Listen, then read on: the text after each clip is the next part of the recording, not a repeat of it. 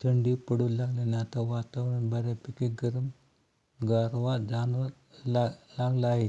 दिवसेंदिवस आता थंडी फार मोठ्या प्रमाणात वाढत जात आहे. थंडीत वातावरणातील गारठ्याने आपली रोगप्रतिकार शक्ती कमी होऊन आपण वारंवार आजारी पडण्याची शक्यता असते. हिवाळ्यात सर्दी, खोकला, ताप अशा लहान मोठ्या कुरबुरी सतावत असतात. थंडीमुळे आजारी पडू नये म्हणून आहाराबाबत विशेष काळजी घ्यावी लागते. आपण आपल्या आरोग्याची काळजी घेतल्यास आपण कडाक्याच्या थंडीतही फिट राहू शकतो. हिवाळ्यात थंडीपासून संरक्षण करण्यासाठी आपल्याला उबेची आणि उष्णतेची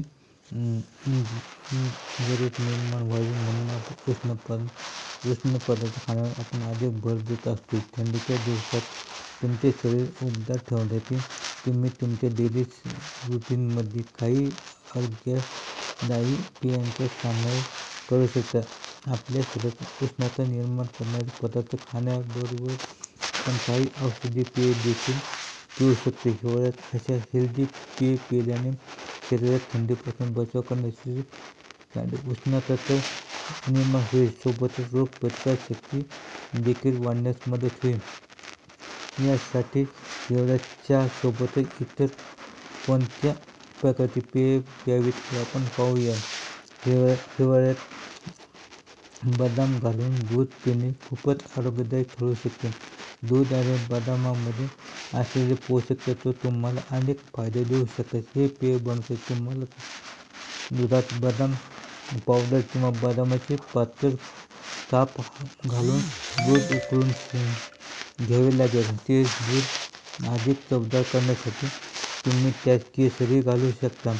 बदाम घेतल्याने दूध तुमच्या शरीरात उब निर्माण करेल. Green tea. कडाक्याच्या थंडीत आपण गरमागरम ग्रीन टी देखील पिऊ शकतो. अँटीऑक्सिडंट आणि हेल्दी ड्रिंक यामध्ये ग्रीन टी सर्वोत्तम मानले जाते. थंडीत आपण बरेचदा पाणी कमी पितो किंवा आपल्याला कमी प्रमाणात तहान लागते. यासाठी शरीरातील पेशी हायड्रेट ठेवण्यासाठी ग्रीन टी पिणे उपयुक्त ठरते. याशिवाय ग्रीन टी पिऊन वजनही नियंत्रणात ठेवता येते. त्याचबरोबर मधुमेह, अल्झायमर आणि उच्च रक्तदाब असलेल्या व्यक्तींसाठी हिवाळ्यात ग्रीन टी पिणे फायद्याचे ठरू शकते. तसेच आल्याचा चहा. आलं हे आपल्या आरोग्यासाठी खूपच फायद्याचे मानले जाते. आल्यामुळे हिवाळ्यात होणाऱ्या वेगवेगळ्या प्रकारच्या ॲलर्जीपासून संरक्षण केले जाते आणि वजन कमी करण्यासाठी देखील मदत होऊ शकते. त्यामुळे थंडीच्या दिवसात आल्याचा चहा जरूर प्यावा. याशिवाय आले शरीरात डिटॉक्सिफाय करते आणि उबदारपणा देत असते. त्याचे हळदीचे दूध. हळद भारतीय सर्व घरात असतेच. कुणी आजारी पडल्यास हळदीचे दूध नक्कीच दिले जाते. ते खूप फायदेशीर असते. हळदीचे दूध तुम्हाला उबदार ठेवण्यासोबतच हे पेय रोगप्रतिकार शक्ती देखील वाढवते. हळदीचे दूध पिऊन बहुतेक सगळ्यांनाच हिवाळ्यात होणाऱ्या सर्दी, खोकल्यापासून संरक्षण केले जाऊ शकते. तसेच हेल्दी घरगुती काढा. जर तुम्हाला हिवाळ्यात आजारापासून स्वतःचे संरक्षण करायचे असेल तर वेलची, दालचिनी, आले, काळी मिरी आणि तुळशीचे पाणी पाण्यात एकत्र मिसळून उकळा. नंतर हा काढा चहासारखा गाळून घ्या. त्यामुळे तुम्हाला उबदारपणा तर मिळेलच, शिवाय तुमच्या शरीराला ऊर्जा देखील निर्माण करण्यास मदत होईल. तसेच मसाला चहा.